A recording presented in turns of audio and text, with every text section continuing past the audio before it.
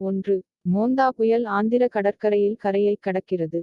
கடுமையான சூறாவளி புயல் மோந்தா புயல் ஆந்திராவின் காக்கிநாடா மற்றும் மச்சிலிப்பட்டினம் இடையே மணிக்கு 100 கிலோமீட்டர் வேகத்தில் கரையை கடந்தது. இது ஒடிசாவின் சில பகுதிகளையும் பாதித்தது. பலத்த மழை பெய்தது மற்றும் எச்சரிக்கைகள் பிறப்பிக்கப்பட்டன. 2. சட்டவிரோதமாக நுழைந்ததற்காக கைது செய்யப்பட்ட இந்திய நாட்டினரின் எண்ணிக்கை 62 விழுக்காடு குறைந்துள்ளதாக அமெரிக்க சுங்க மற்றும் எல்லை பாதுகாப்பு தெரிவித்துள்ளது.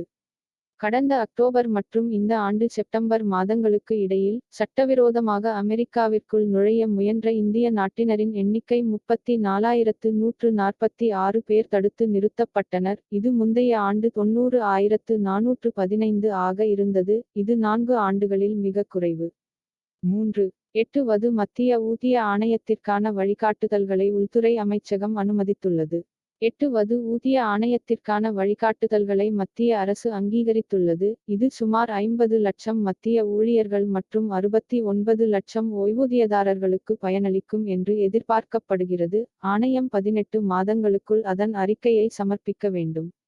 4. அமெரிக்க ஃபெட் வட்டி விகித குறைப்புக்கு முன்னதாக இந்திய ரூபாயின் மதிப்பு குறுகிய வர்த்தக வரம்பை காண்கிறது. மத்திய வங்கி ஓட்டங்களால் ஆதரிக்கப்படும் ரூபாய் மதிப்பு இறுக்கமான வரம்பில் இருக்கும் என்று எதிர்பார்க்கப்படுகிறது. அதே நேரத்தில் சந்தைகள் அமெரிக்காவில் ஃபெடரல் ரிசர்வ் வட்டி விகித குறைப்புக்காக காத்திருக்கின்றன. 5.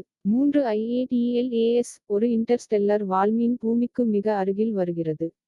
இந்த பொருள் அக்டோபர் 29 அன்று பூமியிலிருந்து சுமார் 1.8 வானியல் அலகுகள் 167 மில்லியன் மைல்கள் கடந்து செல்லும். பூமிக்கு எந்த அச்சுறுத்தலும் இல்லை என்று விஞ்ஞானிகள் கூறுகின்றனர். 6.